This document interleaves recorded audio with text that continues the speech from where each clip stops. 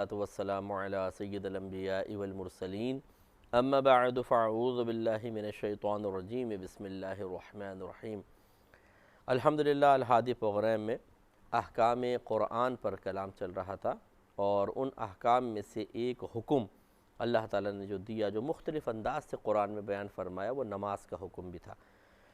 تو اس پر ہم کلام کر رہے تھے کہ نماز آج اتنی اہم عبادت اتنی بے دردی کے ساتھ ضائع کی جا رہی ہے، اور اس میں جو اللہ تبارک و تعالی نے برکات اور فوائد رکھے ہیں، انسان اس کو فراموش کر رہا ہے، اور یہ اس کی کم عقلی کی بہت بڑی دلیل ہے۔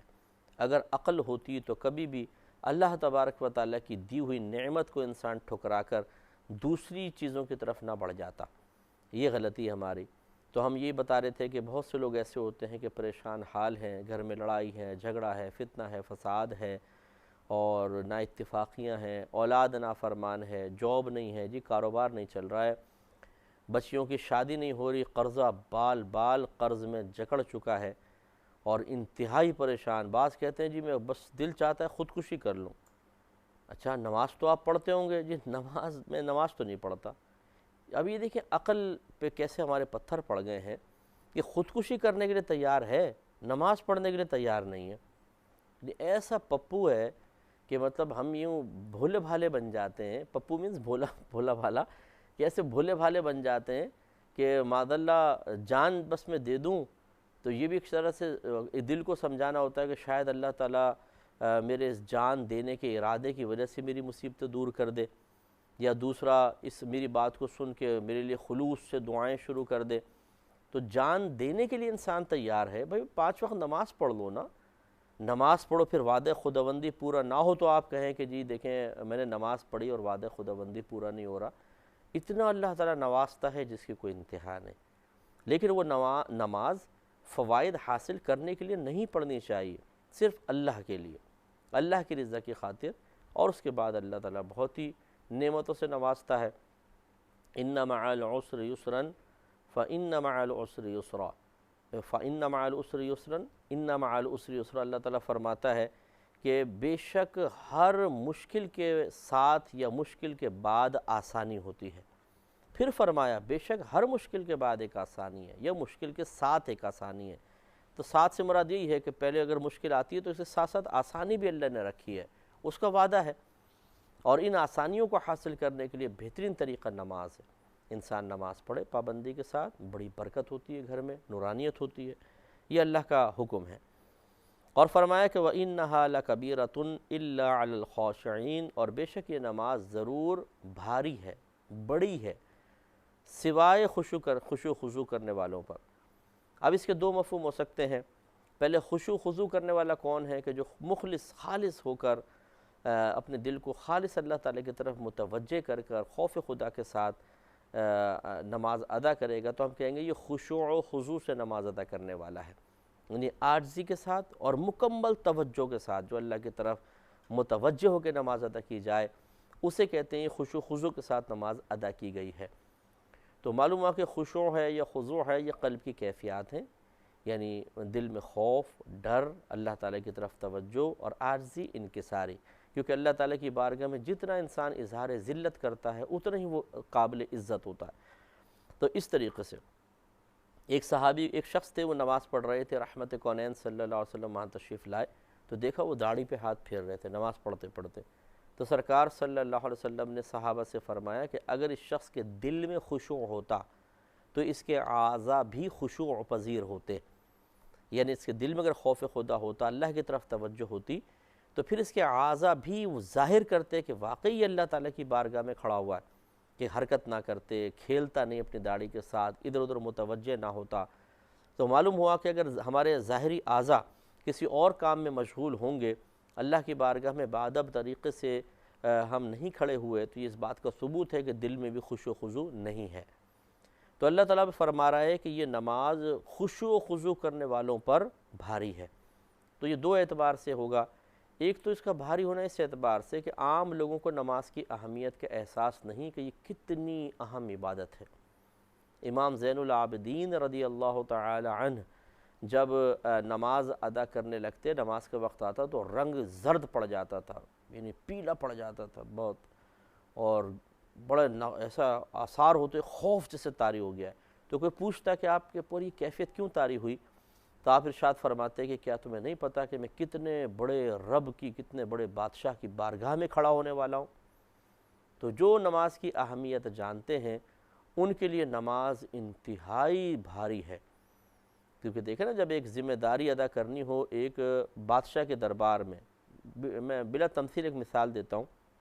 ایک بادشاہ اپنے دربار میں بلائے اور کہے کہ یہ چیز ذرا ادا کر کے بتاؤ، اور بادشاہ بڑا بے نیاز ہو، چاہے تو قبول کر لے اور انعام دے، اور چاہے تو ایک دم ناراض ہو کر گردن قلم کر دے. اب ایسا شخص جب بادشاہ کے سامنے کوئی چیز پیش کرے گا کس قدر خوف زدہ ہوگا. تو معلوم ہوا کہ جس کو خشوع و خضوع حاصل ہوتا ہے، جو بندے معرفت رکھتے ہیں اللہ تعالیٰ کی ذات کی یا اس کی صفات کی معرفت رکھتے ہیں، ان پر یہ نماز بہت بھاری ہے. باقی سب تو آسانی سے اس کو ادا کر لیتے ہیں. یا تو یوں بیان کرنا مقصود ہے، یا یہ بیان کرنا مقصود ہے کہ نماز سب پر بھاری ہے سوائے خشوع و خضوع والوں پر. تو اب اس کا مطلب یہ ہوگا کہ سب کے لیے نماز پڑھنا بڑا دشوار ہے کہ یار کون نماز پڑھے، حالانکہ بس پتہ ہے کہ وضو کر کے 5 منٹ میں نماز ہو جائے گی.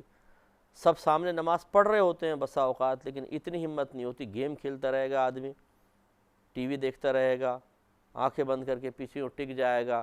لوگ نماز پڑھ رہے ہیں، وہ فارغ بھی ہو جائیں گے، سب آ کے دوبارہ بیٹھ بھی گئے. یہ اس کو اتنی توفیق نہیں ہوئی کہ وضو کر کے نماز کے لیے کھڑا ہو جاتا. تو وجہ کیا ہے کہ ان کے لیے نماز آسان، اس کے لیے بھاری. تو یہ کہنا مقصود ہے کہ جو خشوع و خضوع کرنے والے ہیں وہ تو خوشی خوشی اور فوراً نماز کے لیے کھڑے ہو جاتے ہیں، ان کے لیے کوئی پرابلم نہیں ہوتی، انہیں نماز بڑی ہلکی سی عبادت محسوس ہوتی ہے. لیکن جو اس طرح کے کام چور قسم کے لوگ ہوتے ہیں ان کے لیے نماز بہت بھاری ہے. یہ دونوں مفہوم ہو سکتے ہیں. اور خشوع و خضوع کرنے والوں کے بارے میں اللہ نے فرمایا کہ الذین یظنون، خشوع و خضوع کرنے والے کون ہیں؟ وہ لوگ جو یقین رکھتے ہیں کہ انہم ملاقو ربہم، کہ بے شک وہ اپنے رب سے ملاقات کرنے والے ہیں، وانہم الیہ راجعون، اور بے شک وہ اسی کی طرف لوٹنے والے ہیں. اب اس میں کتنی پیاری بات اللہ نے بیان فرمائی کہ اس کا مطلب یہ ہوا کہ نماز وہی قائم کرے گا جس کا آخرت پر یقین پختہ ہوگا. جو نماز نہیں پڑھ رہے، ہم یہ نہیں کہتے کہ ان کا آخرت پہ یقین بلیف ختم ہو گیا ہے، نہیں ہے، لیکن اس میں کاملیت نہیں ہے، اس میں پختگی نہیں ہے، وہ غافل ہو گئے ہیں آخرت کی طرف سے، اسی وجہ سے نماز نہیں پڑھ رہے. لیکن جو خشوع و خضوع کرنے والے ہوتے ہیں، جن کو اللہ تعالیٰ نے اپنے خوف سے نوازا ہوتا ہے، وہ آخرت کی فکر رکھتے ہیں. اور جب آخرت یوں پیش نظر ہوتی ہے جیسے دنیا کے معاملات، تو بس پھر کون سستی کرے گا؟ جو اپنی موت کو یوں دیکھے سامنے کہ میں مر چکا ہوں، جو اپنی قبر کو اپنے سامنے دیکھتا ہو، یعنی تصوراتی طور پر، جو میدان معاشر میں اللہ کی بارگاہ میں کھڑے ہونے کو بالکل اپنے سامنے تصور کرتا ہو، تو یہ چیزیں اس کے دل میں خوف پیدا کرتی ہیں. تو یہ آخرت کا یقین جتنا قوی ہوتا چلا جائے گا، آدمی کے لیے اتنا ہی گناہ سے بچنا، نیک اعمال پر استقامت، لوگوں کے حقوق ادا کرنا، اور بہت ساری چیزیں بے حد آسان ہو جاتی ہیں. اور جو آخرت پہ یقین نہیں رکھتا، دنیا تک اس کی سوچ محدود ہوتی ہے، یعنی کامل یقین نہیں رکھتا ہے کہ مسلمان ہونے کی حیثیت سے ہمیں پتہ ہے جی مریں گے، قبر میں جائیں گے، میدان معاشر میں، لیکن ابھی اس کا یقین کی کاملیت حاصل نہیں ہوئی ہے، نہ وہ اس طرح کا یقین حاصل ہوا ہے کہ جو ہماری حالت کو بدل دے، جو ہماری کیفیات کو بدل دے، ہمارے اعمال پر اثر انداز ہو. میں اکثر جیسے مثال دیتا ہوں، ہنگامے شروع ہو جاتے ہیں، ہڑتالیں ہیں، گولیاں چل رہی ہیں باہر، اب ہمیں یقین ہے باہر نکلیں گے گولی لگ سکتی ہے، کون باہر نکلے گا؟ تو یقین انسان کو روک لیتا ہے بہت سارے کام کرنے سے، اور جس کو یقین نہ ہو وہ باہر نکل جائے گا. تو اس لیے جس کو آخرت پہ کامل یقین حاصل ہوتا ہے، پھر وہ اس طرح کی الٹی سیدھی حرکتیں نہیں کرتا، بلکہ بڑے جامع طریقے سے وہ اعمال اختیار کرتا ہے. لیکن جو آخرت کو فراموش کر بیٹھتا ہے تو پھر اس کے اندر سستی آپ بہت واضح طور پر دیکھیں گے. اسی طرح اللہ تعالیٰ نے ارشاد فرمایا قرآن عظیم میں کہ ان الصلاۃ تنہی عن الفحشاء والمنکر، کہ بے شک نماز بے حیائی اور بری باتوں سے روکتی ہے. تو اگر کوئی نوجوان لڑکا لڑکی کسی گندی عادت میں مبتلا ہے اور وہ جانتا ہے کہ یہ بری عادت ہے اور وہ چھٹ نہیں رہی ہے اس سے، تو اسے چاہیے کہ پھر کامل طریقے سے نماز کو ادا کرنے کی طرف متوجہ ہو جائے. یہ نسخہ بھی کون دے رہا ہے؟ میرا رب دے رہا ہے. گناہوں سے بچنے کا نسخہ دے دیا اللہ تعالیٰ نے قرآن عظیم میں، اور ہم اللہ تعالیٰ کے دیے ہوئے مسائل کے حل کو حاصل کرنے کے لیے تیار نہیں ہیں۔ ہم دوستوں سے پوچھتے ہیں، ہم لوگوں سے پوچھتے ہیں کہ کیا کروں جی، عادت نہیں چھوٹتی، یہ نہیں ہوتا، وہ نہیں ہوتا، لیکن نماز پڑھنے کے لیے تیار نہیں ہیں۔ اس لیے میں گزارش کرتا ہوں کہ کوئی بھی ہمارے بھائی بہن جو ہمیں سن رہے ہیں، یا آپ کے کچھ ایسے لوگ ہیں قریبی دوست ہوں، رشتہ دار ہوں، جو کسی گناہ میں مبتلا ہیں اور آپ سے مشورہ کرتے ہیں کہ یار مجھ سے گناہ چھوٹتا نہیں ہے، کیا کروں، تو آپ انہیں بولیں، پہلے ذہن بنائیں کہ یہ بتاؤ کہ اگر تمہارے مسئلے کا حل اللہ تعالیٰ بتائے تو اس کو اختیار کرو گے کہ نہیں کرو گے؟ بھی ضرور کریں گے، یقینی سی بات ہے، کوئی انکار نہیں کرے گا۔ تو کہیں کہ اللہ نے حل یہ بتایا ہے کہ آپ نماز پڑھیں۔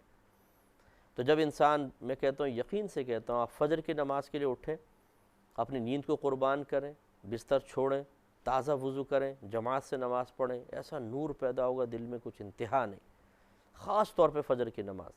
اس کے بعد پھر باقی پانچوں نمازیں پڑھیں تو ایک عجیب نورانیت دل میں محسوس ہوتی ہے، کیونکہ ہمارے بہت سارے بھائی بہن ایسے ہیں کہ جو 5 وقت نماز پوری نہیں پڑھتے، 4 نمازیں مل گئیں، 3 نمازیں مل گئیں، 2 مل گئیں، اس طرح ڈیلی یہ روٹین ہوتا ہے، کبھی زیادہ کبھی کم، لیکن 5 نمازیں نہیں پڑھ سکتے، یعنی پڑھ نہیں پاتے، سستی ہو جاتی ہے۔ اگر 5 نمازوں پر محافظت اختیار کی جائے اور جیسے نماز ادا کرنے کا حق ہے ویسا کریں کہ دل حاضر رہے، ادھر ادھر نہ دیکھیں، دل میں کوئی دنیا کا خیال لے کر نہ آئیں، اعضاء سکون کے ساتھ ہوں، اس طرح کہ نماز پڑھ کے 5 نمازیں ہوئیں، اگلے دن پڑھیں، یعنی 3-4 دن آپ لگاتار اس طرح پڑھ کر دیکھیے، انشاءاللہ انسان کے اندر انقلاب پیدا ہو جاتا ہے۔ اور شیطان سب سے پہلے اگر کسی انسان کو گناہ میں مبتلا کرنا چاہے گا تو نماز سے دور کرے گا، کیونکہ اللہ کا وعدہ ہے نماز پڑھو گے بے حیائی اور بری باتوں سے روکے گی، وہ سب سے پہلے نماز میں سستی ڈلوائے گا اور پھر انسان سے کام کروائے گا اور انسان تباہ ہوگا۔ اس لیے مجھے اور آپ کو سوچنا چاہیے، کاش ہمارے گھروں میں ایسا ماحول بن جائے کہ خود بھی نماز پڑھیں، ہمارے بڑے، اور بچوں کو تلقین کریں اور اس پہ سختی کریں۔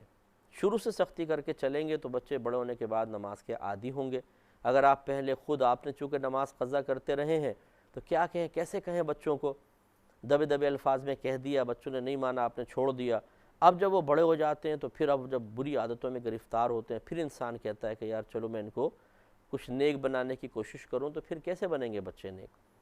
اسی طرح کاش ہمارے سکولز میں، کالجز میں، یونیورسٹیز میں ایسا مطلب ماحول بن جائے کہ ہمارے ہاں نماز کا اہتمام ہو۔ لیکن جب ٹیچرز ہی نماز نہیں پڑھ رہے ہوں گے، وہی نماز کو معمولی سمجھ کے چھوڑ رہے ہوں گے، تو پھر اسٹوڈنٹس کیا کریں گے؟ اور جہاں مطلب دنیاوی تعلیم کی اتنی اہمیت بنا لی جائے کہ نماز قضا کرنا آسان ہو، لیکن اس ٹائم پیریڈ رکھنا، امتحان دینا، یہ زیادہ امپورٹنس مطلب اس کی ظاہر ہو ہمارے سامنے، یا ہم ظاہر کریں کہ یہ زیادہ امپورٹنٹ ہے امتحان دینا یا تعلیم حاصل کرنا، تو پھر اللہ ہی حافظ ہے اس معاشرے کا اور اس کا وبال ہم بھگت رہے ہیں۔ تو یہ دیکھیں، بعض اوقات جب آپ کسی کو کہیں گے بھئی آپ نماز پڑھو، وہ کوئی گندی عادت میں گرفتار ہے، نماز پڑھو، کہتا ہے یار یہ کیا حل بتا رہو، میری یہ سمجھ میں نہیں آ رہا، اس سے کیا ہوگا؟ اب وہی بات ہے، یہی بس سارا جگہ ہے کہ بھئی نماز پڑھنے سے کیا ہوتا؟